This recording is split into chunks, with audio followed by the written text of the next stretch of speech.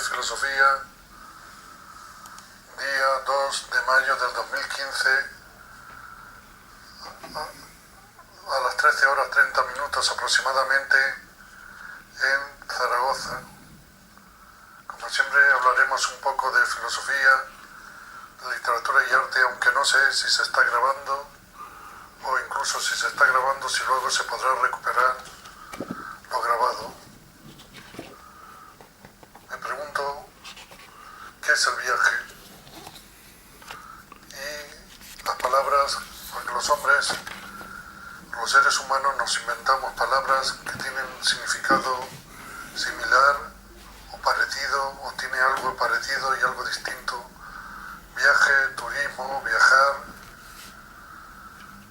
y si existen viajes de distintos viajes físicos, o que digamos que un ser humano se traslada a otro lugar, o existen viajes interiores de pensamientos, de ideas, de experiencias estéticas, legales y morales.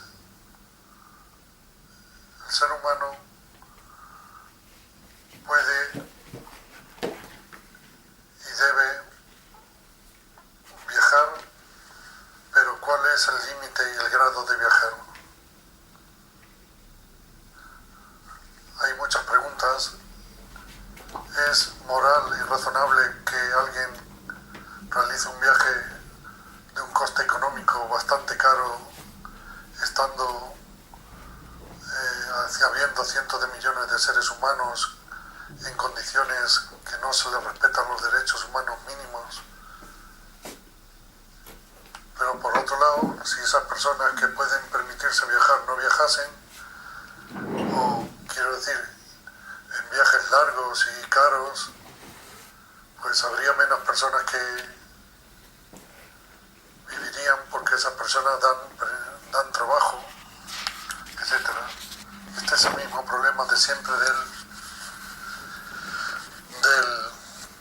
consumo de lujo o de los objetos de lujo, sea una obra de arte, sea una antigüedad, sea un viaje, sea un vestido, sea unos pendientes. Yo de luego no sé muy bien cuál es la solución, porque creo que alguien que sea muy rico y tenga 20 camisas no necesita una camisa más, y menos una camisa muy cara. Pero si a lo mejor la única razón para comprarse una camisa, y una camisa muy cara, es precisamente eso, comprarse una camisa muy cara, porque no necesita más camisas. Si no se compra esa camisa, no se gasta ese dinero, se lo queda él, y digamos el sistema financiero lo guarda. Si se lo gasta en una camisa muy grande, muy cara, muy elitista, permite dar trabajo a unas determinadas personas, y el dinero vuelve al sistema financiero y ahí al mercado. Entonces, entre la primera solución y la segunda, ¿cuál es la mejor? No digo, en este caso, no la mejor, sino la más conveniente. Volvemos al axioma griego, que a veces lo mejor está reñido con lo bueno o lo conveniente. Como siempre, yo no tengo soluciones a todo, porque intervienen muchos factores, variables, y habría que ver cada caso concreto. Solo analizo cuestiones generales y preguntas. Dirán que esto no es el método adecuado, pero bueno, yo creo que en el mundo hay muchos que afirman demasiadas cosas y no han estudiado suficiente las circunstancias y las condiciones y las relaciones de las cosas, de las personas, etc.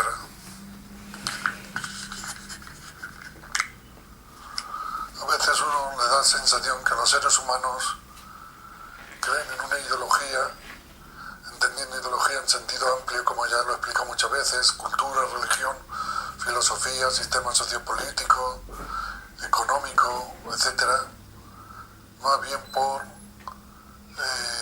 razones irracionales en su mayor grado y en parte muy pequeña racional. Dicho de otro modo, el 70 al 80% factores irracionales, emociones, sentimientos, pasiones, etcétera, y el 20% racionales. O dicho de otro modo, es como una enorme tarta que la tarta en sí sería los factores irracionales y la caja y el adorno de arriba sería el factor racional o los factores racionales. Yo creo que es esto lo único que puede explicar, digamos, no que las personas crean en ideologías, porque no tienen más remedio que creer en ideologías para entender el mundo, un poco al menos, para vivir en el mundo, para vivir con los demás, pero sí los fanatismos que se desarrollan, etcétera. Por supuesto que hay que analizar cada cuestión en concreto, etcétera.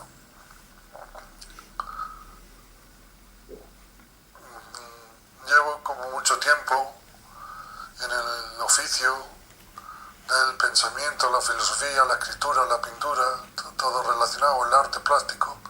Digo pintura porque es lo único que puedo hacer sobre papel o dibujo sobre papel. Y entonces, por supuesto, yo siempre he pensado que había que tener otro oficio, otra profesión. No se podía dedicarse uno a eso solo.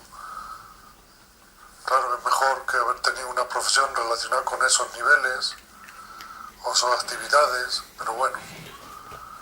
Entonces, ¿por qué me he dedicado tantos años a la escritura, literatura, filosofía, pintura, arte? Me lo planteo muchas veces. Soy consciente de que quería ser escritor desde los 12 o 13 años y no antes. ¿Por qué? ¿Por qué ese atractivo hacia los libros, hacia las ideas? Ya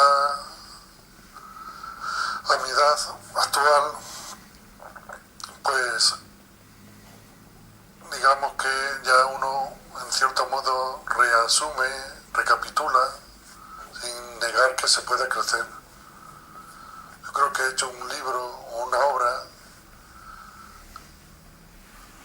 de enorme cantidad de páginas y de palabras escritas y de multitud de temas.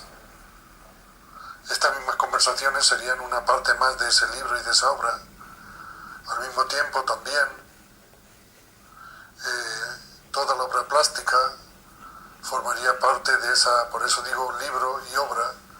Esa obra, ya lo he explicado muchas veces eso, y no tengo que explicar que no sé cuánto estará, todavía existirá, pues, porque se ha enviado a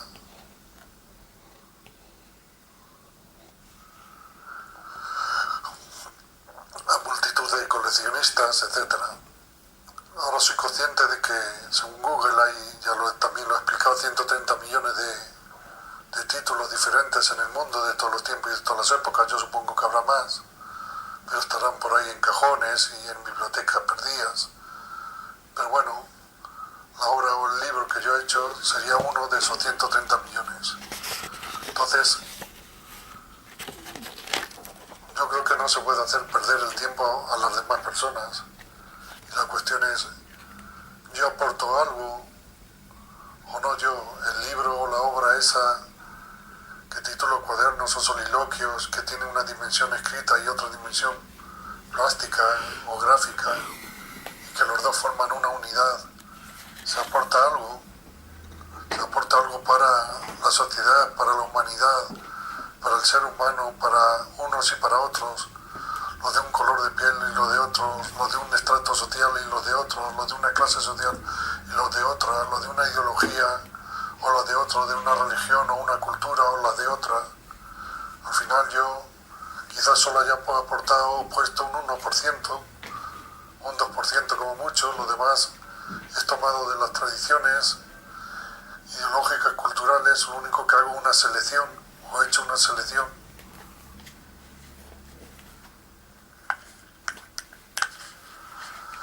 Yo de economía no sé nada o casi nada, entre otras cosas quizás porque no se me ha enseñado en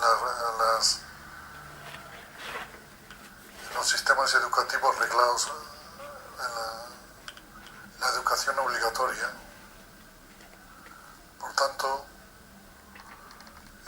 lo que haya aprendido es por mi cuenta y por la experiencia y lo que me han enseñado en mi casa o lo que yo en la tele o en los libros, etc. Pero a mí me parece que en el fondo nadie sabe lo que es el dinero, o nadie sabe totalmente lo que es el dinero y digamos la invención del dinero, y que muchos problemas dependen de eso. Y otra serie de problemas es de que en los estados tiene que haber libertad financiera, por tanto tiene que haber bancos públicos y bancos privados. Al menos cada 10 o 15 bancos públicos, mejor dicho, privados, uno al menos público que esté bien gestionado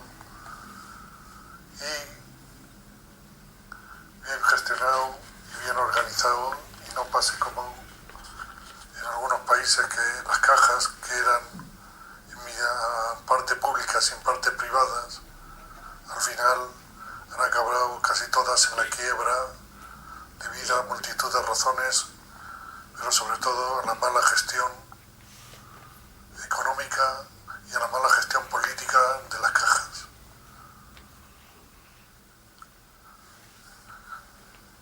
Yo creo que en cualquier actividad financiera debe haber un sector público y un sector privado. La proporción ya es otra cuestión a dilucidar y ya debe ser en cada aspecto o cada sector. No lo mismo la sanidad que la enseñanza o la educación, que la banca, etc. Eso sería una cuestión a tratar, pero yo creo que lo ideal es que haya en todo o en casi todo un sector público y un sector privado. ¿Qué proporción? Siempre que esté bien gestionado lo público y lo privado. Yo creo que los hombres, los seres humanos, hablan mucho, o hablamos mucho y escribimos mucho y pintamos mucho y hacemos mucho arte y mucha expresión. A lo mejor esto no lo debía decir yo, que he escrito tanto y he pintado tanto, pero yo creo que es aplicable también a mí. Y a mí me da, no sé si la palabra envidia, pero que en 10 páginas de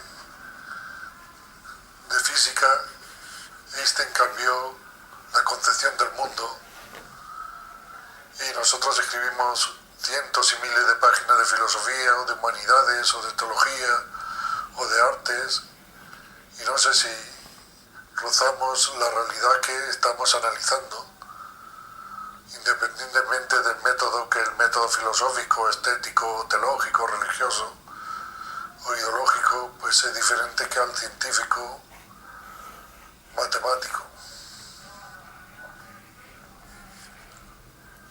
Pero no sé si es el problema de siempre buscar o encontrar nuevas metodologías o nuevas formas de pensar, de entender la realidad en definitiva, para que nosotros nos entendamos a nosotros mismos. Bueno, damos por terminada esta conversación en filosofía al 2 de mayo del 2015 en Zaragoza a las 14 horas